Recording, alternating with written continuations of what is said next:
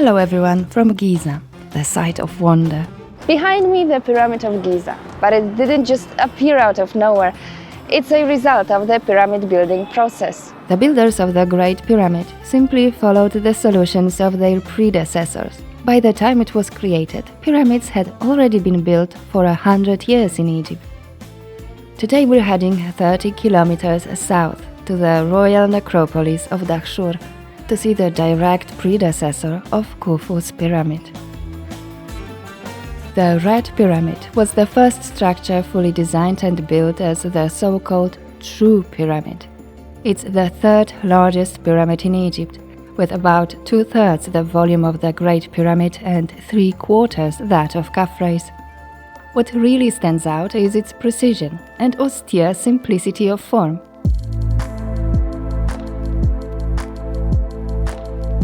This minimalist style, as we would say today, would be imitated by pharaohs for the next 1,000 years.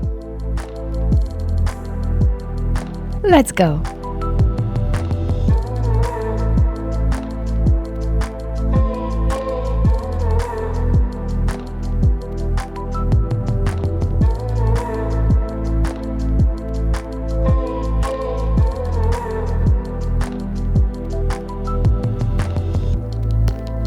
Almost completely devoid of cladding, the pyramid today stands 100 meters tall, with a slightly rectangular base, north and south sides measuring approximately 218 meters long, east and west sides 221. Its base length is therefore quite close to that of the Great Pyramid of Khufu, around 230 meters, and almost identical to the base of the Pyramid of Khafre. Unlike the Giza pyramids, however, the Red Pyramid has a much gentler angle of inclination, 43 degrees 20 minutes. Okay, it's always windy in Dahshur, but this time, as you can see, it looks like a sandstorm is coming. We'd better get inside quickly. Later, we'll take a closer look at the pyramid from the outside and walk around it a few times, I promise. So stay with me.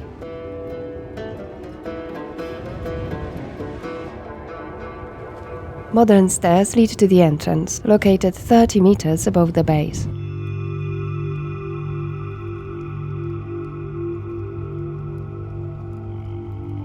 Ahead of us, a 60-meter entrance shaft with an inclination of 27 degrees, in my opinion much more demanding than the ascending passage of the Great Pyramid. You have been warned.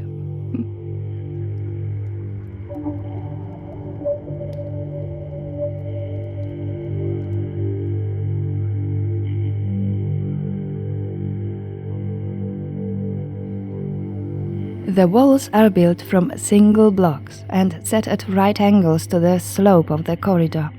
The corridor floor runs beneath the side walls as in the Great Pyramid, rather than being inserted between the walls as seen, for example, in the Bent Pyramid of Snefru, built almost at the same time as the Red Pyramid. The space here is so tiny. It's 1.5 meters high and 1 meter wide, and we've got here this modern wooden floor, which makes the space even smaller, but it has to be here. It's very steep.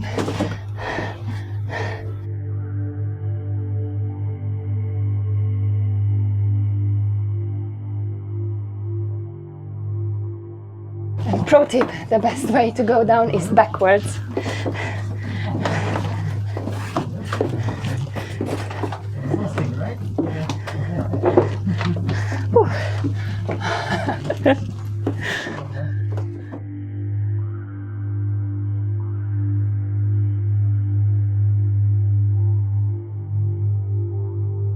Unlike later pyramids, there are no granite blocks here.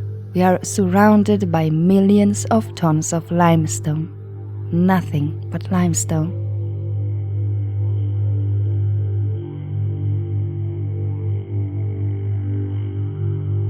A 7-meter-long horizontal corridor leads us to the first chamber.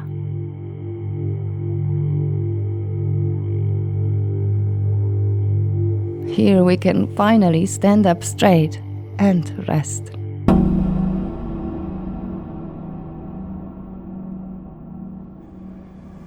The lower chambers are in excellent condition, measuring over 8 meters by 3.5 meters.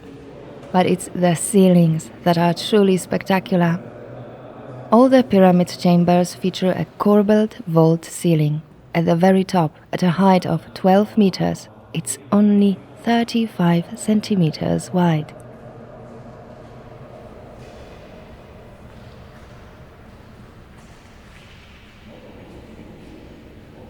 These dark running stains are caused by bats urinating on the walls.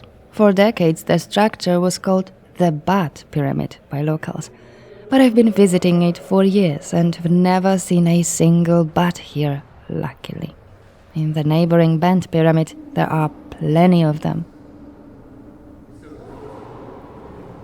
The north and south walls aren't corbelled, whereas in the Bent Pyramid, all 4 sides were corbelled.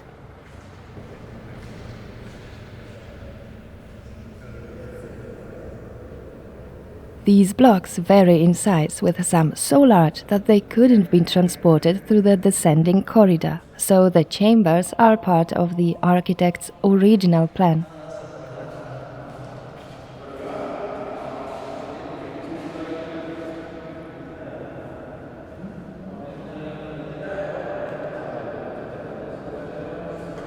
The lower course of the wall disappears behind the floor slabs, just like in the King's Chamber of the Great Pyramid. Unfortunately, we won't see this. Today, a wooden floor covers the original paving. A gigantic block placed above the chamber entrance catches our attention. Here in the first chamber, we've got this single monolith extending deep into the eastern wall. But how much? We still don't know. And again, a similar massive lintel is found above the entrance to Khufu's King's Chamber. The first brief research was conducted here in 1839 by John C. Perring, a British engineer, excavator and discoverer of the Memphite pyramids. The renowned British Egyptologist Flinders Petrie wanted to conduct a more detailed study in 1883, but as it turned out, he was underprepared for the task. He only reached this spot, and upon seeing what he saw, he likely fled in terror. He wrote, "Some animal has a lair in the inner chamber. I did not disturb it, being unarmed and miles from any help, and a pair of hyenas with a family might have proved awkward acquaintances." I wonder how many tomb raiders have encountered the hyenas guarding these hidden chambers, and how many of them never returned to the surface. We're in the second lower chamber. Of course, the enormous modern wooden staircase instantly grabs our attention. It leads to the upper chamber, hidden behind an entrance located 8 meters above the floor. A real challenge for early explorers. And thanks to the staircase, we can now admire the highest part of the corbelled ceiling up close.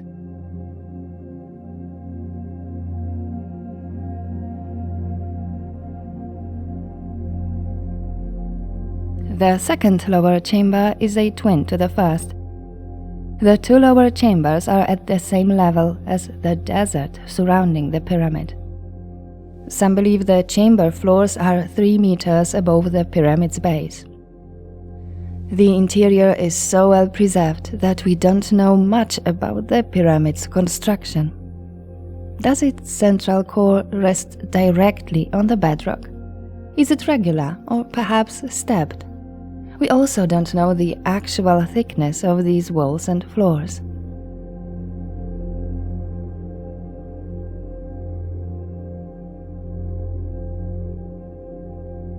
Let's go to the third, upper chamber, sometimes called the burial chamber.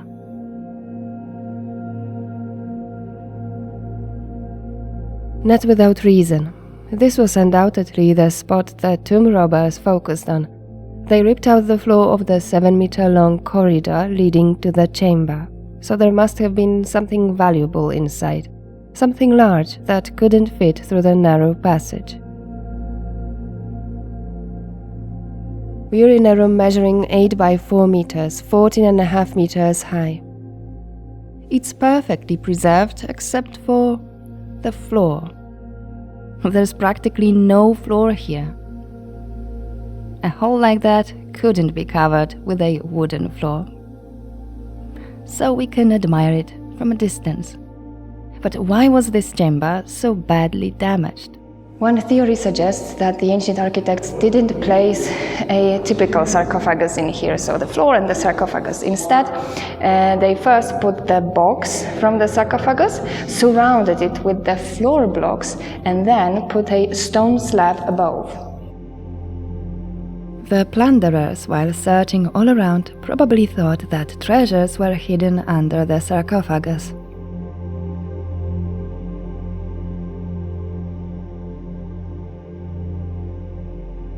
They started to dig and dig and dig, and that's why we've got this enormous pit reaching even 4 meters in some places. They practically destroyed the entire floor. It's estimated that 250 tons of stone were removed from this chamber and thrown into the second, lower chamber to form a ramp that would make it easier to carry out the heavy loot.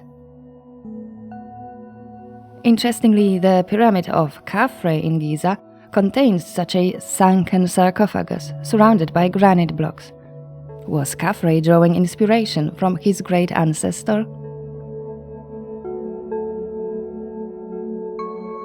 Historians today have no doubts. The Red Pyramid was built in the first half of the 26th century BC by Snefru, the founder of the 4th dynasty of the Old Kingdom and father of the famous Khufu. What still remains controversial is the final purpose of the structure. Was it Snefru's tomb, his final burial place? Indeed, among traces of later, most likely Ptolemaic intrusive burials, very old remains were discovered here, fragments of a partially mummified male body. Zahi Hawass stated in 2000 that, quote, "Remains of Snefru, the first pharaoh of the 4th dynasty, were discovered with resin inside the empty skull, which tells us that by this time Egyptians had begun to solve the problem of deterioration by applying resin to preserve the inner cavities from which the brain and other internal organs, the first parts of the body to deteriorate, had been removed. But others believe that Snefru's actual remains may still be located under the floor of the upper chamber in the neighboring Bend Pyramid. We explored it together last year, link in the description. Is it possible that the Red Pyramid served only cultic purposes? Why then was the entrance to the upper chamber permanently sealed and hidden? Up here we have a beautiful view of southern Saqqara, but also of the upper reaches of the pyramid's walls.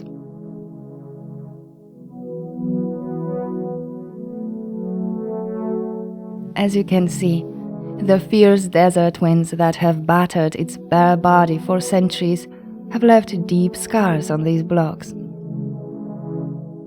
The limestone used for the construction comes from a neighboring mountain, from a quarry located about 500 meters west of the pyramid. Its reddish stones also served to build the Mastaba al-Firaun in Saqqara, the tomb of the last ruler of the 4th dynasty, Shepseskaf. The lower sections of the pyramid haven't been excavated or uncovered for a long time. Today, such mounds of sand and rubble around the Giza pyramids can only be seen in 19th century photographs. The landscape of today's Dahshur is somewhat similar to old Giza. Once a desert place far from settlements, here in Dahshur we can feel like early explorers. You won't find souvenir stalls, observation decks, hotels or restaurants. And let's keep it that way.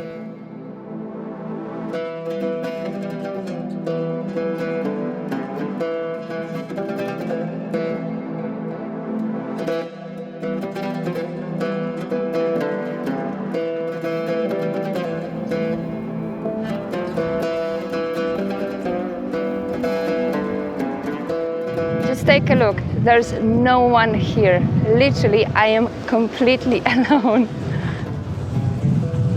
BTK Sneferu, that is, Snefru shines in the north. That's what they called this pyramid in ancient times. It was built just 1.5 kilometers north of the bent pyramid, known as Snefru shines in the south. Interestingly, it was built at the same shallow angle as the upper section of the bent pyramid. They are wonderfully preserved.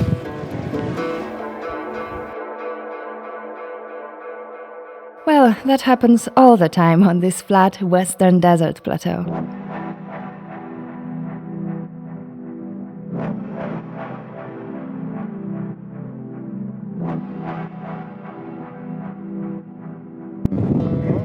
So I lost my hat 3 times already, and I've been here for less than a half an hour. So what was I saying? The name Red Pyramid comes from the reddish hue of the pyramid's core stones. Originally, however, it was clad with the highest quality white Tura limestone. This cladding was only dismantled in the Middle Ages and used by the builders of Cairo's mosques. Damaged fragments of the cladding remain near the pyramid's eastern face, many of them bearing graffiti on the rear side, inscribed by work crews. An inscription dating back to the 30th year of Snefru's reign has been found. According to British Egyptologist John Romer, this graffiti indicates that the Red Pyramid was completed in just 10 years and 7 months, with half of the construction completed in the first 3 years. Egyptologists estimate that Snefru's reign lasted 30 or 48 years. So it's Snefru's age that explains the haste in completing the complex. No satellite pyramid has been found here, nor has even a valley temple been discovered. Only the remains of a modest mud brick pyramid temple. Today we can admire its foundations, adjacent to the pyramid's eastern wall. Perhaps this temple, as well as the complex's modest brick enclosure walls, were completed by Khufu after his father's death.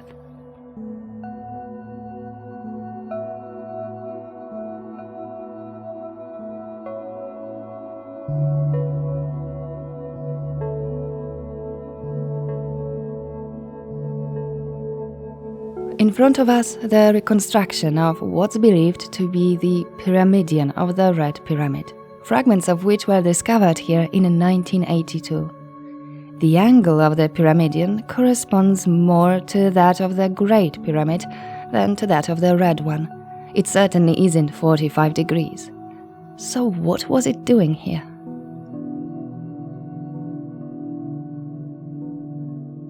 At the point where the temple adjoined the pyramid wall, a miraculously preserved section of the original facing, once covering the entire structure, has survived. Unlike many pyramids, this one is finished, but it seems that the rest of the complex with its infrastructure wasn't planned at all in the original initial design. Why?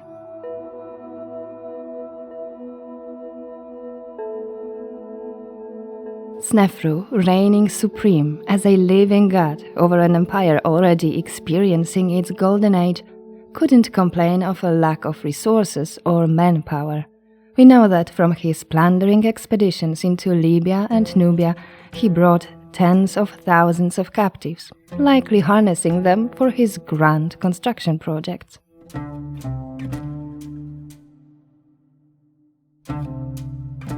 It's possible that after completing the first step stage of the bent pyramid, Snefru may have even found himself with a surplus of labor, so he decided to build another pyramid nearby, perhaps intended from the outset to complement the bent pyramid. If so, he built 2 pyramids within a single complex, thus eliminating the need for 2 valley temples, traditionally serving as gateways to the pyramid complex. Nearby are the ruins of the stone valley temple of the bent pyramid. Unfortunately, it's still forbidden to approach them. Some believe that while the pyramid was being completed, Snefru directed part of the workforce to located 50 kilometers to the south Meidum to transform the step pyramid there into a true one, using a new method of laying casing blocks horizontally.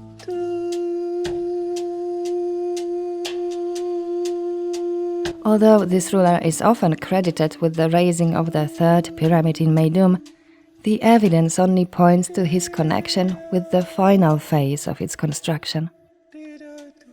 Did it originally belong to Snefru's supposed father, the last ruler of the third dynasty Huni?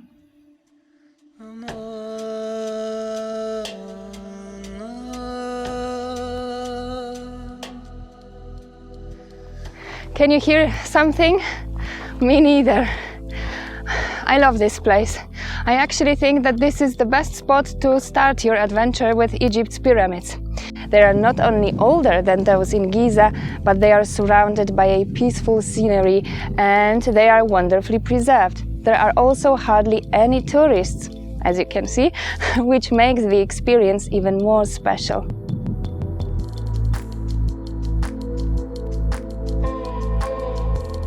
The Red Pyramid is a Giza-class pyramid in terms of quality, as Petrie himself claimed, quote, "The Great Pyramid of Dahshur is of fine work, about equal to that of the second Pyramid of Giza."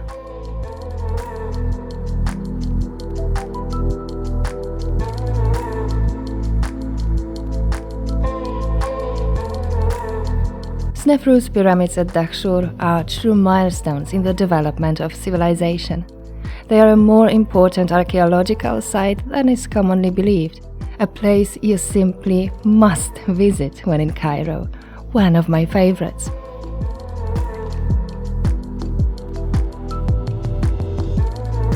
Thank you for watching. If you enjoy our historical adventures and want to help me continue this, please join my Patreon community, link below the video. Please like, comment and share my video with your friends. I'd like to thank all the supporters of my channel, especially my dear patrons. Thanks to you, I can create new content. Thank you, Omar and Suzanne, for supporting me at the top tier on Patreon. Thank you. If you're new here, I recommend you watch my videos from other ancient sites, as well as my podcast about ancient Egyptian beliefs and history. Last but not least, don't forget to subscribe to my channel to be up to date with new episodes. And see you on another ancient site.